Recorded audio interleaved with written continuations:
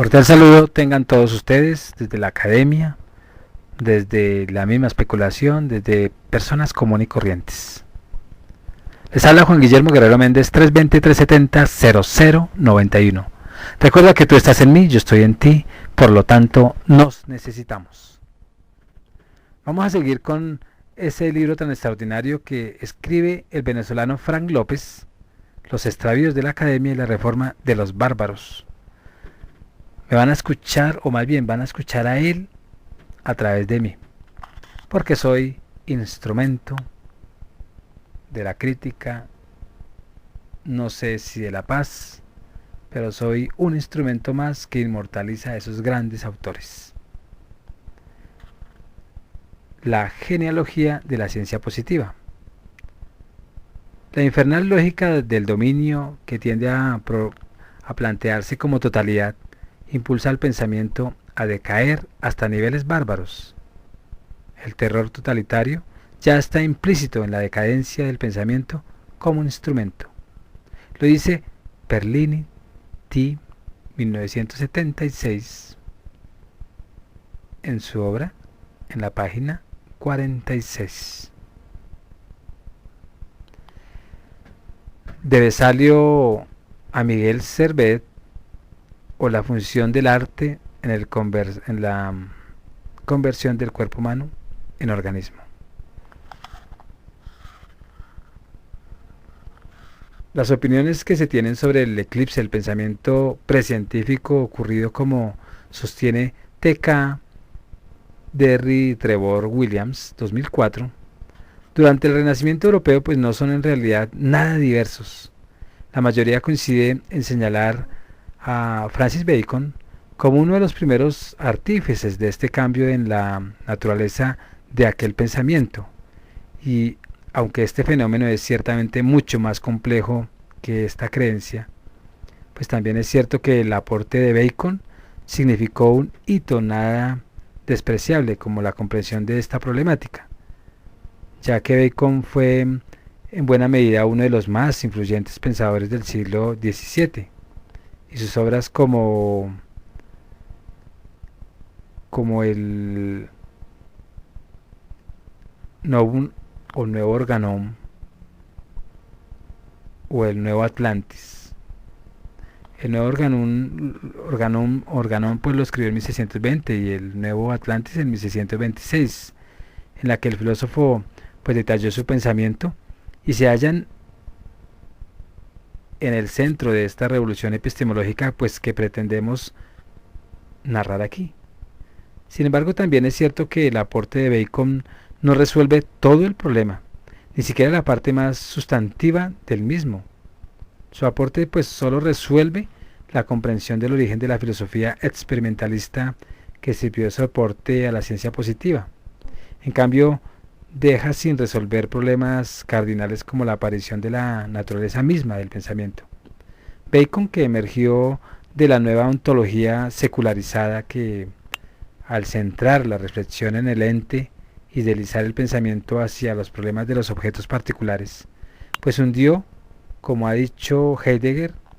al ser en el olvido. Es decir, Bacon deja sin resolver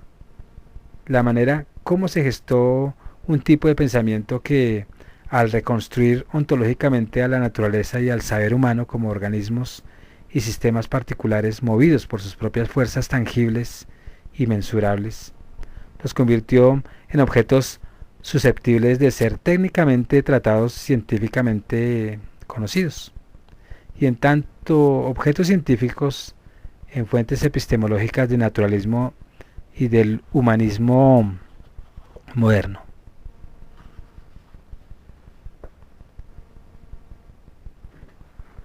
Y la verdad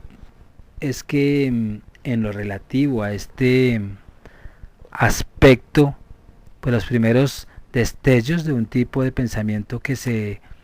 distanciaba de la subjetividad cristiana, pues pueden ser más bien apreciados mucho antes del pensamiento de Francis Bacon. Un examen menos ortodoxo de este fenómeno, o un examen en la esfera puramente fenomenológica, pues nos muestra de manera clara que los primeros elementos que coadyuvaron a la emergencia de este tipo de pensamientos surgieron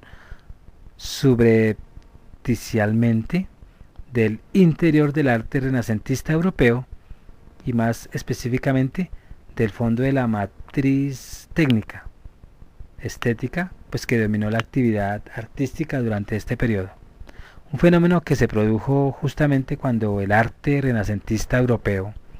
con la mirada puesta en el arte clásico griego, retomó el cuerpo humano como objeto artístico, y mucho antes de hacer surgir el humanismo clásico europeo, lo elevó a la dimensión estética de un objeto plástico, porque al hacerlo, pues el arte renacentista, a pesar de estar rodeado de una atmósfera magnífico-religiosa, no solo redimensionó sus técnicas estéticas al incorporar con Verrocchio la dirección como recurso artístico, sino que además replanteó sus viejos cánones estéticos del espíritu contemplativo de la religiosidad cristiana. Y ello fue así en la medida en que la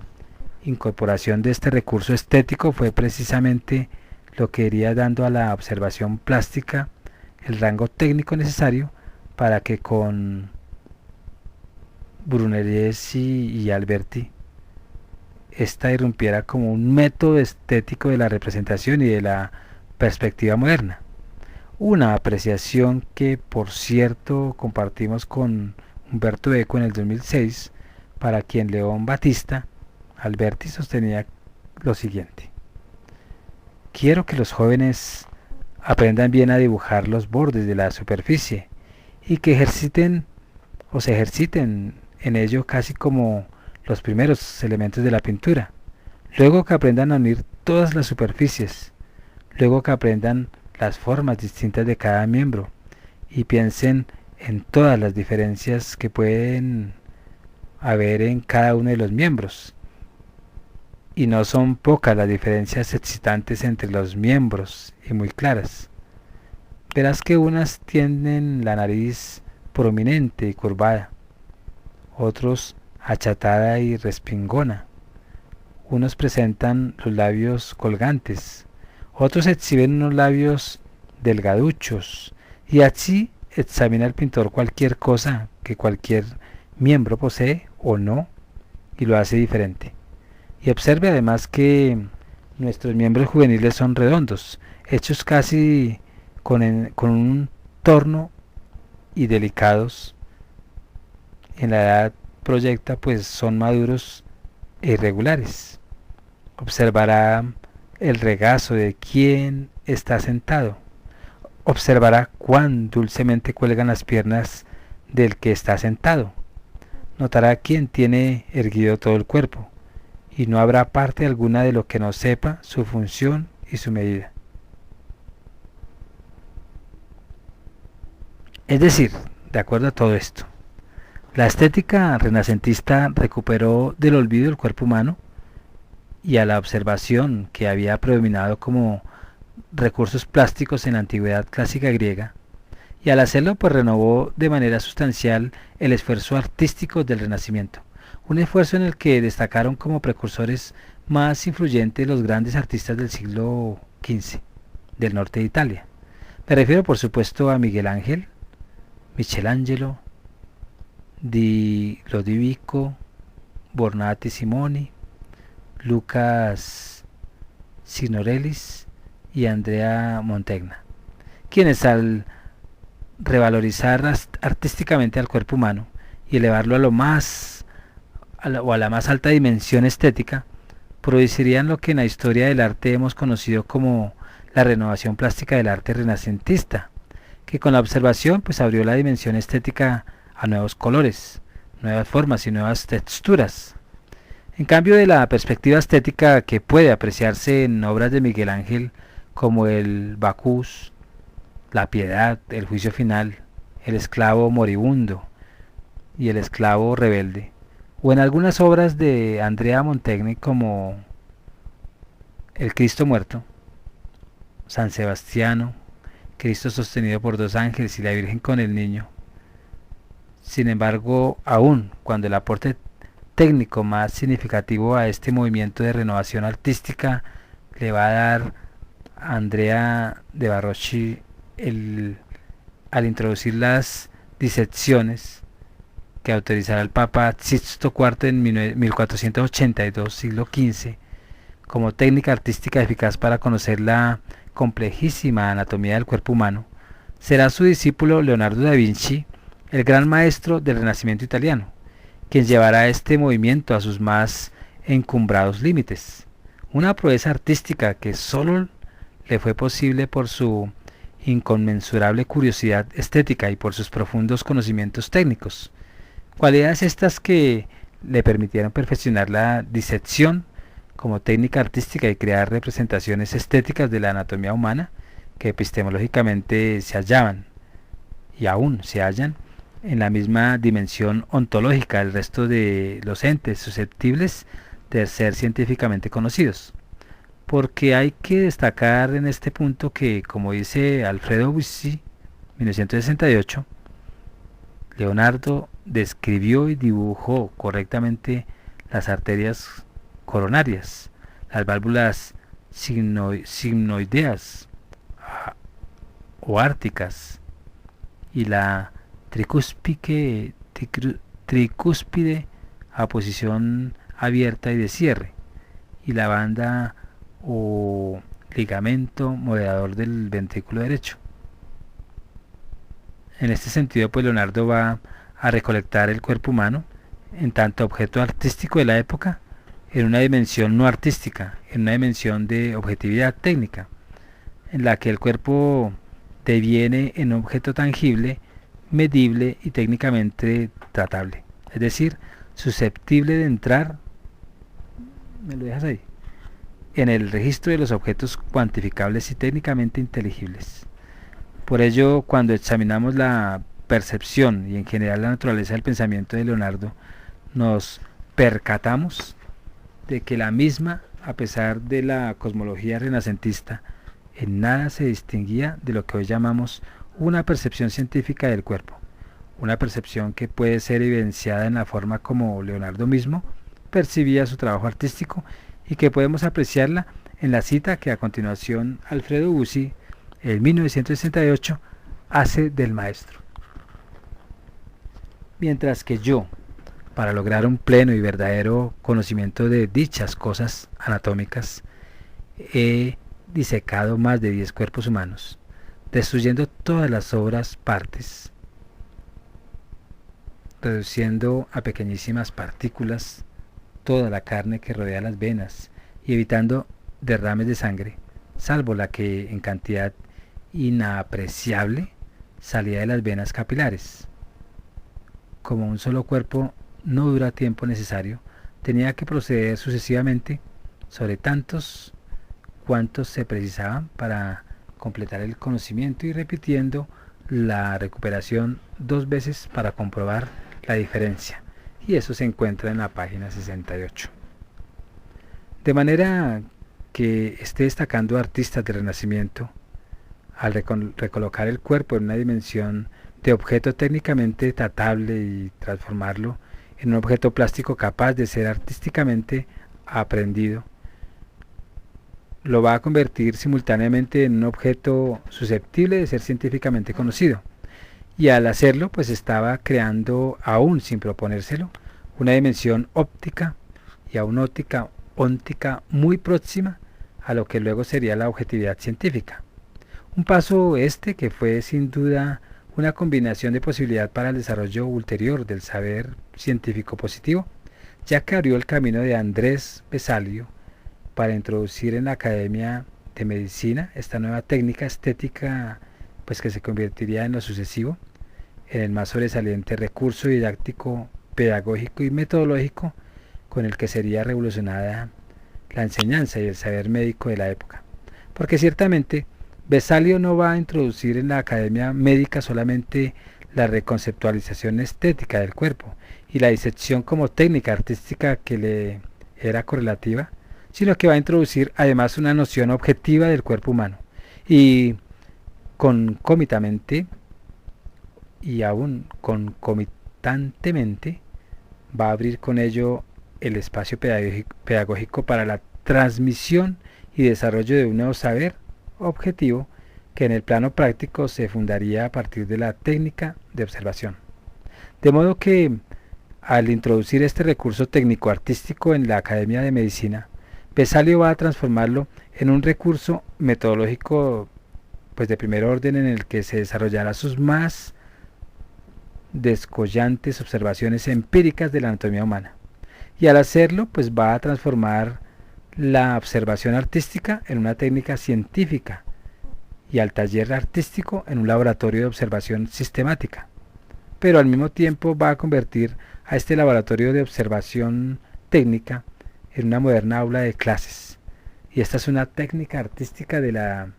disección de un recurso didáctico y pedagógico merced al cual se desarrollará la nueva estrategia de enseñanza de la medicina y se expandirá de manera considerable este nuevo pensamiento basado en observación.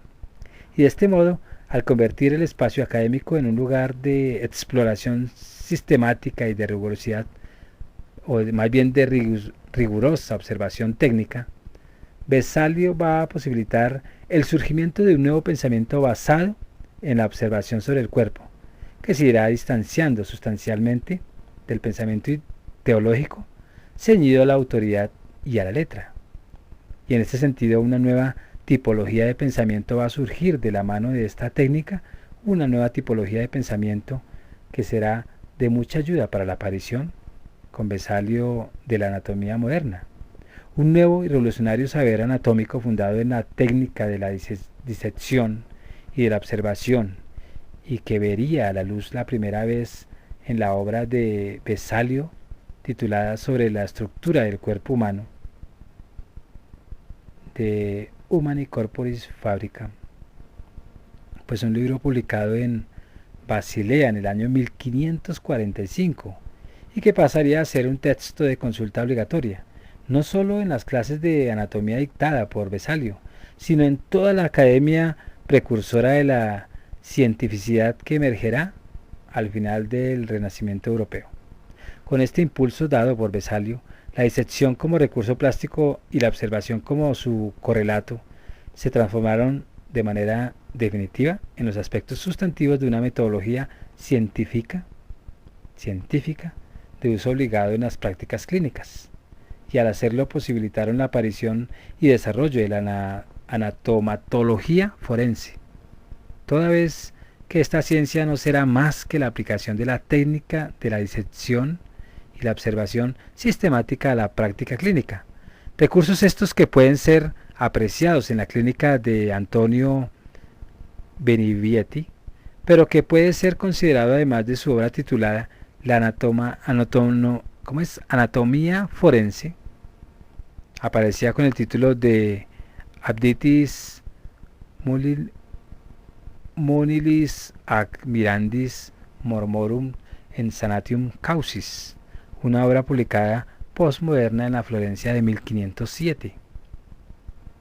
en plena ya la revolución científica,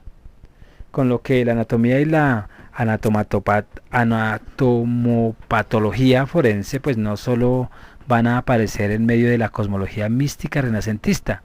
como una de las primeras ciencias positivas que emergieron de la técnica, o de la disección y de la observación, sino más aún como uno de los primeros saberes que surgirá de una nueva modalidad de pensamiento que comenzaba a emerger y que representaba el cuerpo, ya no como una cosa o una casa de espíritus, sino como un sistema orgánico tangible y mecánico movido por sus propias fuerzas. De una nueva modalidad de pensamiento que muy a su pesar había introducido a la academia el arte renacentista y que había hecho posible al nuevo saber médico. Porque como ha dicho J.A. Jiménez, más 2002, la medicina de una sociedad no es sino una faceta más del pensamiento de la misma. En realidad, pues es precisamente este ambiente intelectual signado por una nueva modalidad de pensamiento o por estos imperativos técnicos. El contexto histórico-cultural en el que el esfuerzo renacentista hará surgir con la obra de Miguel Servet de 1553 una manera distinta de pensar el cuerpo humano, porque aunque Servet creía que el espíritu divino se hallaba en la sangre y que la importancia de su idea era haber descubierto por fin la ruta del espíritu en el cuerpo, sus investigaciones ayudaron sin embargo a desarrollar, a pesar suyo, una forma distinta de percibir este fenómeno, una manera en la que el pensamiento que se vale de técnica de la disección y que se ciñe a los actos de observación del cuerpo, dirige su esfuerzo no ya a la localización de los espíritus, sino a la captación de las formas, del color, de la textura, del volumen, en fin, de la estética de las formas orgánicas y de las correspondientes fuerzas tangibles que la mueven.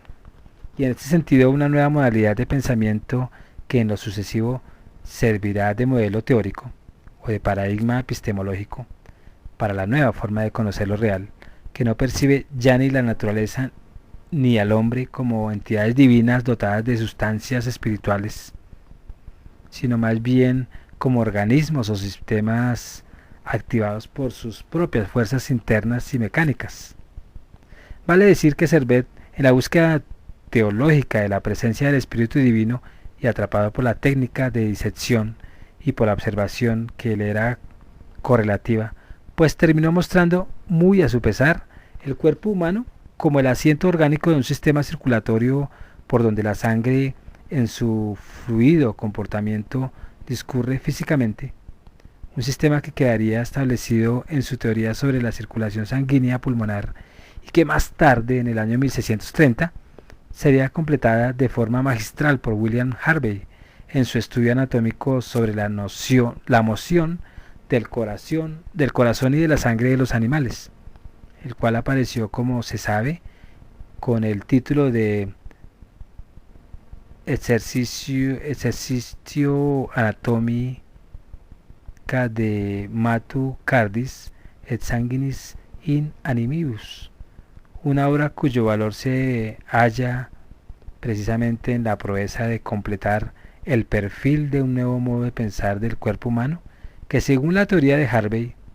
ya no dependía solo de la observación, sino del cálculo. Y en este sentido, pues una obra extraordinaria, importante para el mentis del pensamiento teológico, en la medida en que, según sus descubrimientos, el movimiento de la sangre ya no le era imputable, ni a esencias del ente, ni a entidades espirituales ajenas al sistema del cuerpo humano, sino a fuerzas tangibles y mecánicas que operaban en el interior del sistema pulmonar y que podían ser perfectamente medidas y calculadas, como ha dicho Vallejos en el 2002. En dicha obra, pues refiriéndose a Harvey, aplicó cálculos hidráulicos prácticos sobre el volumen del flujo sanguíneo, convirtiéndose en el primer científico que empleó técnicas matemáticas en la biología. Entonces Harvey va a completar con su noción de circulación sanguínea, pues un nuevo pensamiento en Occidente, un pensamiento centrado más bien en el carácter orgánico y sistémico del cuerpo humano, un pensamiento que se vale de la técnica y de la observación para desvelar la certeza, un nuevo tipo de pensamiento que al buscar la disfuncionalidad en el interior del funcionamiento orgánico, ya no le imputará al enfermo la responsabilidad de su enfermedad, sino precisamente al funcionamiento de la mecánica interna de su organismo. Y en este sentido, un pensamiento que, según nos ha dicho J. A. Jiménez, se afana en prescindir del enfermo y de su sufrimiento y se centra en la enfermedad como entidad aislada. Es decir, un tipo de pensamiento que no le imputa la causa de la enfermedad a la inobservancia de las prescripciones divinas, sino a las fuerzas internas que mueven el cuerpo o el sistema humano. Por esta razón, se puede decir que estos cimientos epistemológicos del pensamiento científico en la biología que Servet y Harvey habían impulsado, prepararon la llegada de las reflexiones de Georges Louis Leclerc, conde de Buffon, 1707-1788, quien en el siglo XVIII, pues ya iluminado por este nuevo pensamiento de la observación, terminaría de completar el formato de la ciencia positiva, al introducir la experimentación de manera definitiva y la contrastación de hipótesis como criterios de verificación. Un esfuerzo que ayudaría a cerrar el círculo ontológico de la ciencia positiva clásica.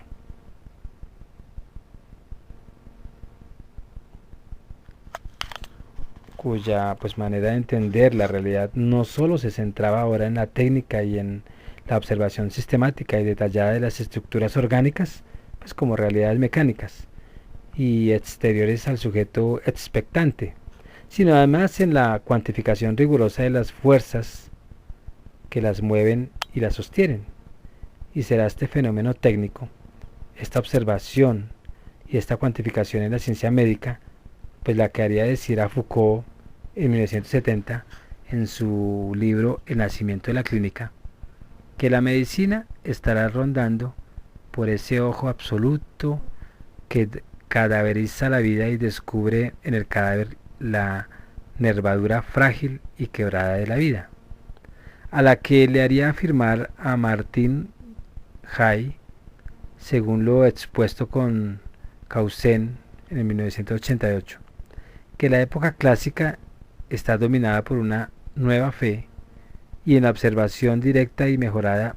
tecnológicamente. En fin, pues será la legitimación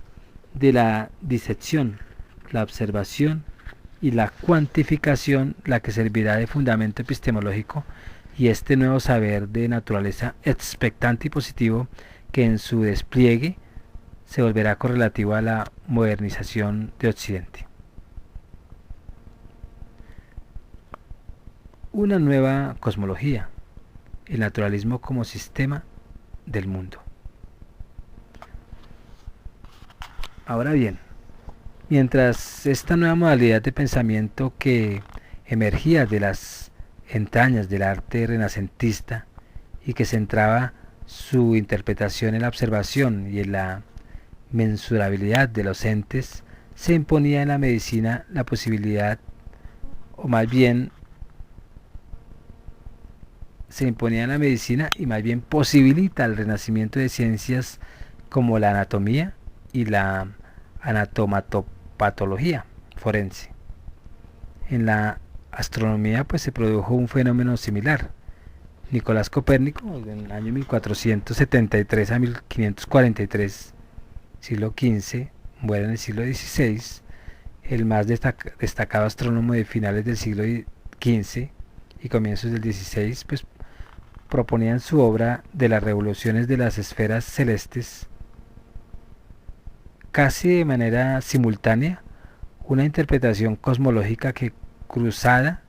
de misticismo y religión, salía de esta nueva manera de pensar. Y esta nueva manera de pensar lo real basado en la observación, que se había constituido a partir del desarrollo de la técnica, de la disección y de la observación estética, al proyectarse hacia el cosmos y significarlo a través de la metáfora orgánica,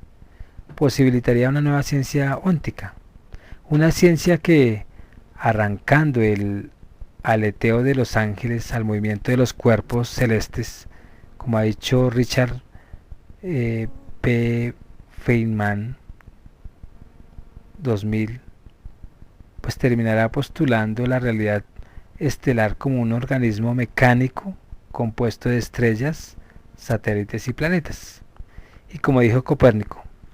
como un sistema con el Sol en su centro y la Tierra y el resto de los planetas girando a su alrededor. Es decir, un gran sistema mecánico movido por fuerzas internas y predecibles, y que recusaba por completo la concepción tradicional y milenaria que se hacía heredado pues desde Ptolomeo. Sin embargo, pues como el fundamento metodológico de esta nueva modalidad de pensamiento era la observación,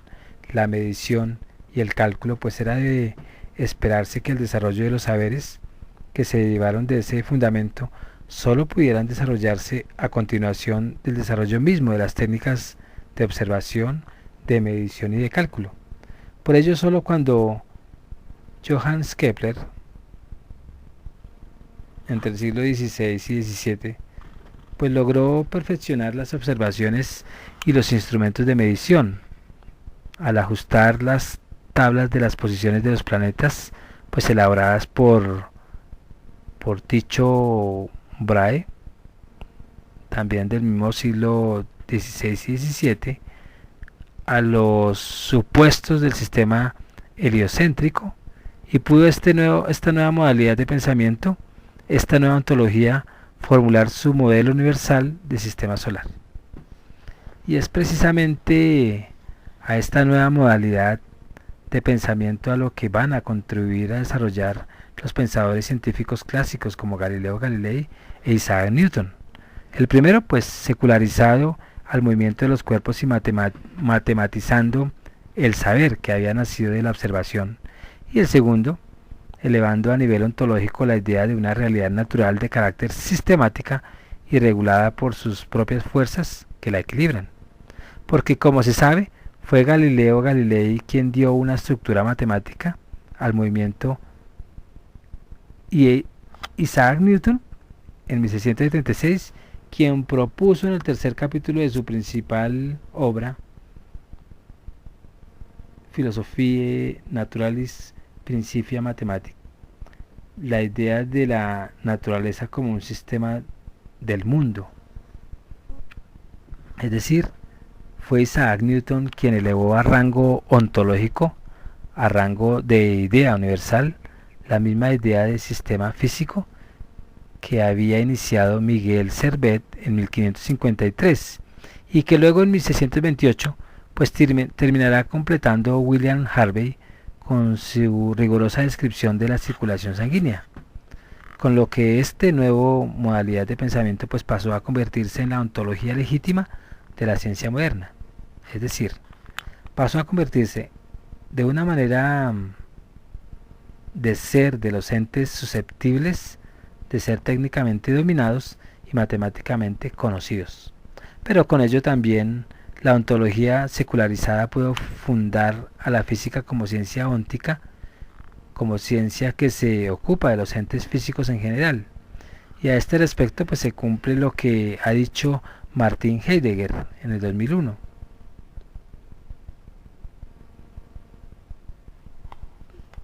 En el sentido de que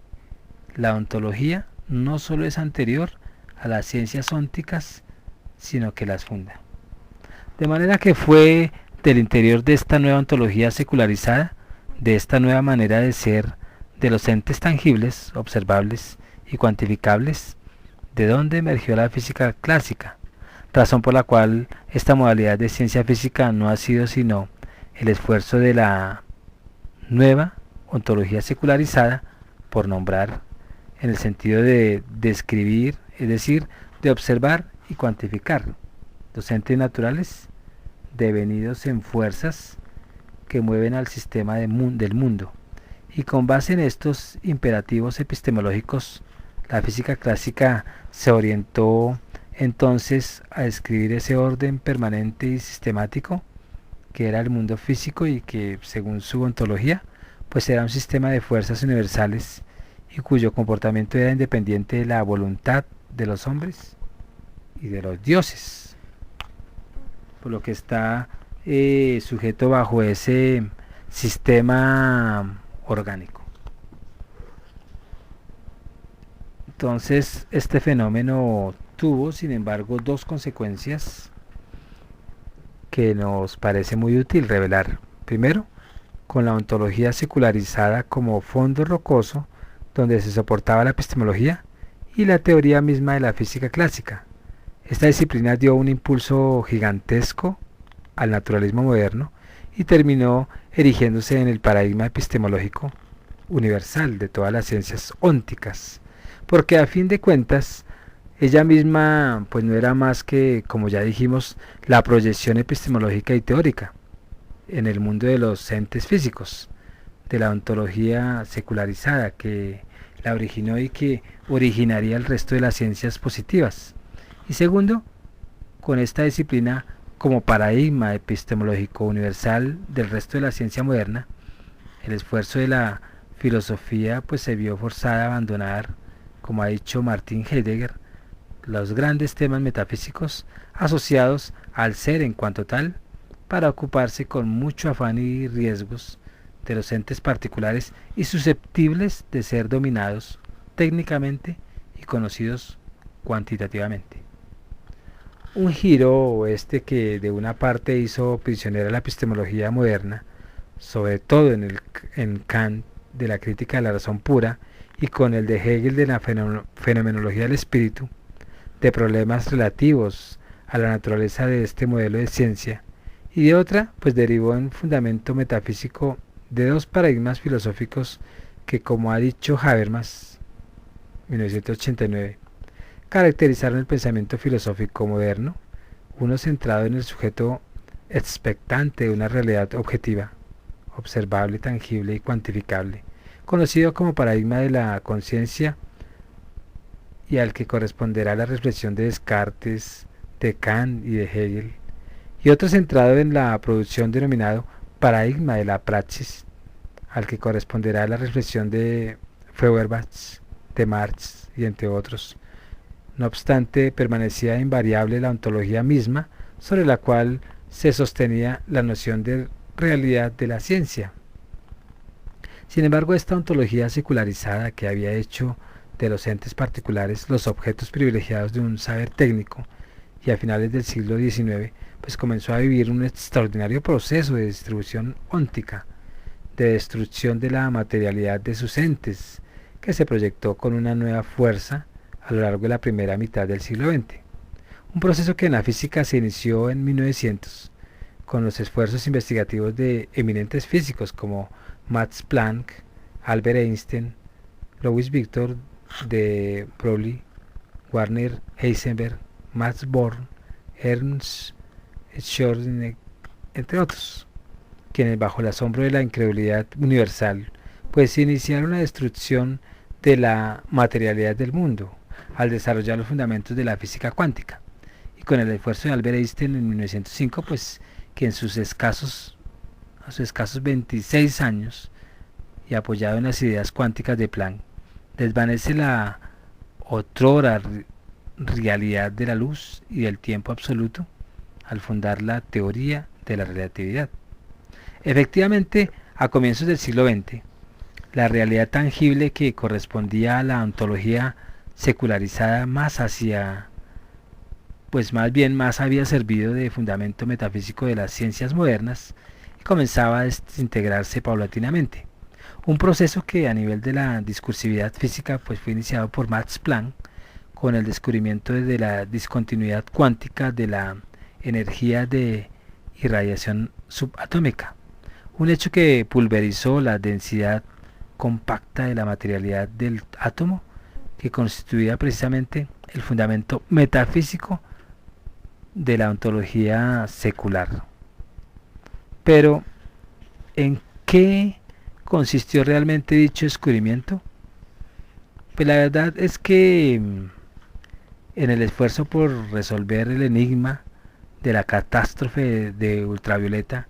Planck descubrió que la irradiación de la energía pues no se transfería de manera continua como se creía hasta entonces, sino más bien de forma discontinua, como si ésta viajara de pequeños paquetes o cuanta de energía. Un hallazgo que los llevó a postular que la relación entre la energía de una vibración, que podemos llamar E, y su frecuencia, que llamaremos F, era siempre un número constante h, con la cual, al irradiarse la energía según esta relación, sus valores de irradiación resultaban siempre proporcionales a dicha constante, es decir, a una h, o 2 veces h, o 3 veces, o cualquier otro número múltiplo entero. Fue pues en este modo como Planck pudo determinar que el comportamiento de los intercambios de energía entre materia e irradiación pues está definido por una constante de proporcionalidad que relaciona la energía de una vibración y su respectiva frecuencia, una relación que desde entonces se ha llamado la constante de Planck y que fue formulada de esa manera: H igual a E sobre F. Es decir, una fórmula matemática. Y ahí eso, una fórmula donde todo se comprueba matemáticamente. A este proceso de desvanecimiento o de evaporación de la materialidad del mundo y de la ontología sobre la cual se soportaba, que se había puesto en evidencia con el descubrimiento de Planck, pues tuvo una continuidad destacada en 1905, cuando Albert Einstein, estudiando el fenómeno de efecto fotoeléctrico, terminó descubriendo también en la luz la estructura discontinua que Planck había descubierto en la irradiación. De manera pues que, tratando de resolver este otro enigma de la física que no había podido ser resuelto ni por la teoría de Newton ni por las ecuaciones de Maxwell, Einstein, al incorporar el concepto cuántico de la energía, va a poder determinar que la cantidad de electrones que se podían desprender de una placa metálica pues era proporcional a la cantidad de la luz suministrada, o lo que es igual, va a determinar que la cantidad de electrones que se podían desprender de una placa dependía del espectro de luz con el que se iluminaría la placa. Mientras más corta fuera la longitud de onda de la irradiación, pues mayor era la energía cinética, es decir, la distancia alcanzada por los electrones extraídos en la placa. Y fue con base en esta observación que Einstein terminó resolviendo el problema, ya que pudo postular finalmente que una luz monocromática, compuesta de una irradiación de la misma frecuencia, en la que cada uno de los cuanta contiene la misma cantidad de energía, al irradiarse contra una placa metálica, hace que los cuanta choquen contra esta y transmitan su energía, y los electrones de dicha placa, haciendo que estos absorban la energía suficiente como para desprenderse de la placa, es decir, los cuanta, pues transmiten una cantidad de energía de la cual una parte es usada por el electrón para desprenderse de la placa y la restante es transformada en energía cinética o velocidad. Con este descubrimiento Einstein pudo deducir que la energía cinética de los electrones está determinada por la constante de Planck H, que indicaría la magnífica de las vibraciones traducidas por el calor del cuerpo que ha sido calentado. La frecuencia de la irradiación, que es la F, y el gasto de energía empleada por el electrón para poder desprenderse de la placa. Entonces es una relación que no solo develó el enigma del efecto fotoeléctrico, sino que determinó mostrando que hasta la luz posee una estructura discontinua compuesta por paqueticos de energía. Unos paqueticos que luego en el año 1923 pues conocemos o conoceríamos más bien como fotones. Los mismos, por cierto, que hoy forman la base de la televisión, o de los láseres, o de las células solares y de la buena parte de la electrónica moderna. Pero si bien es cierto que este proceso de desvanecimiento de la materialidad del mundo y del colapso de la ontología que le era correlativa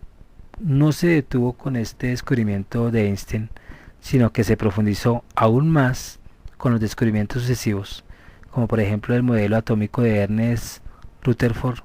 que convirtió al átomo en un sistema unificado por la gravedad a un sistema unificado por la electricidad, o como el descubrimiento de Niels Bohr,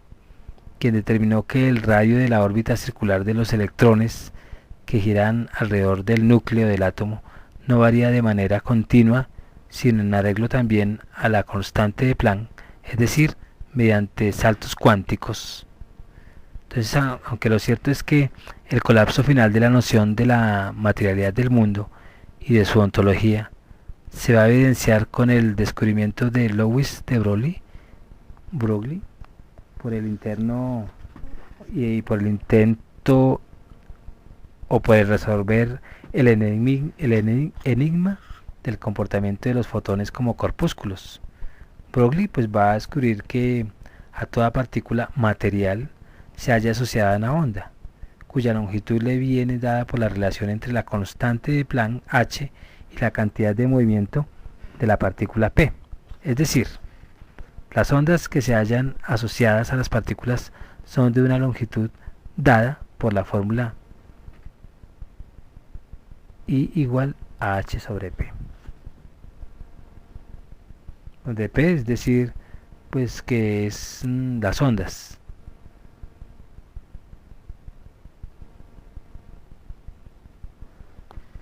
Un descubrimiento sin duda sorprendente,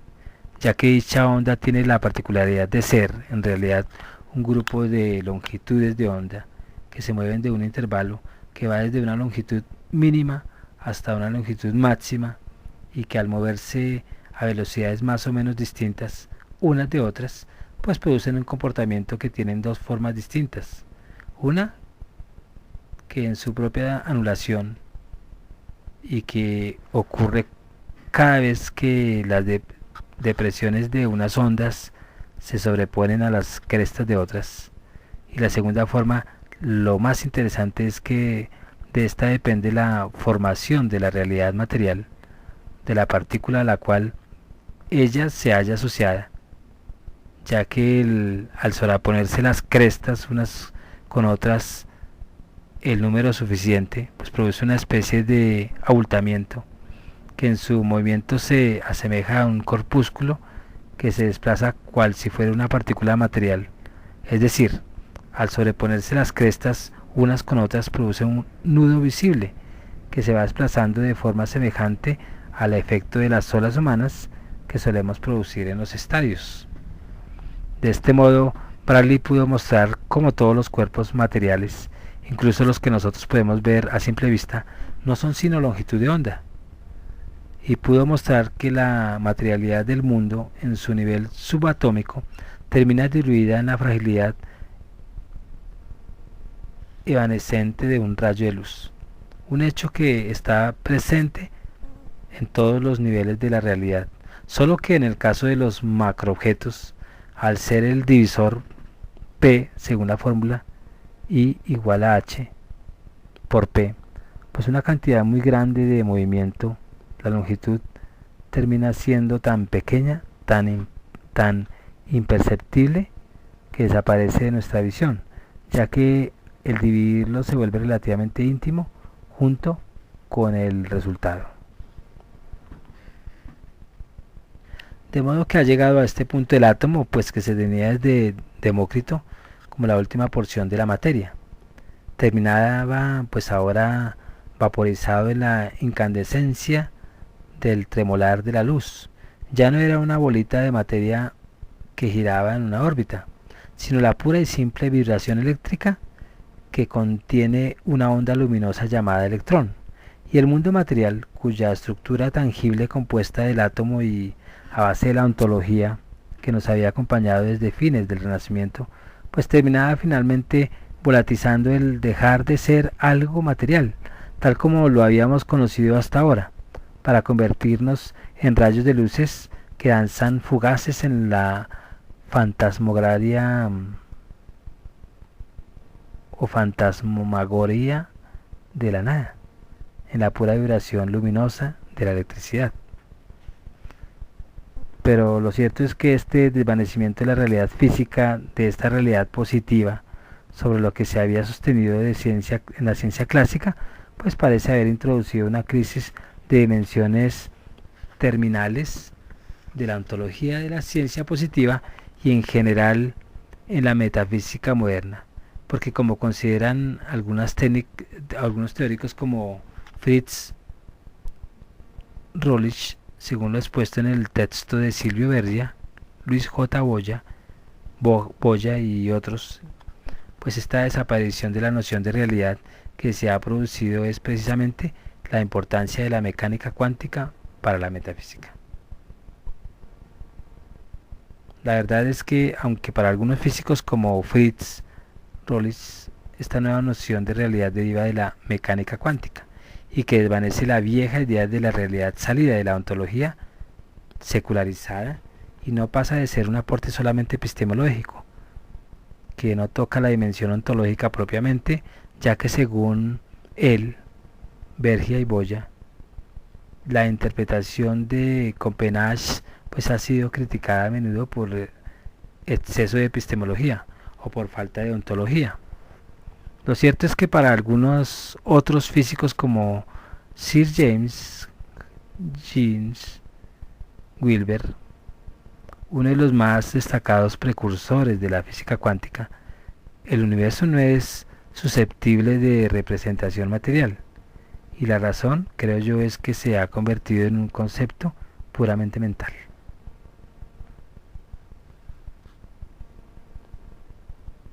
Bueno, entonces dejando hasta aquí esta primer parte de esa gran obra del doctor Frank López, Los extravíos de la Academia y la Reforma de los Bárbaros, se despide Juan Guillermo Guerrero Méndez, 320-370-0091. Recuerda que tú estás en mí, yo estoy en ti, por lo tanto nos necesitamos. Muchas gracias. Escuchen la segunda parte. Que pasen muy buena noche.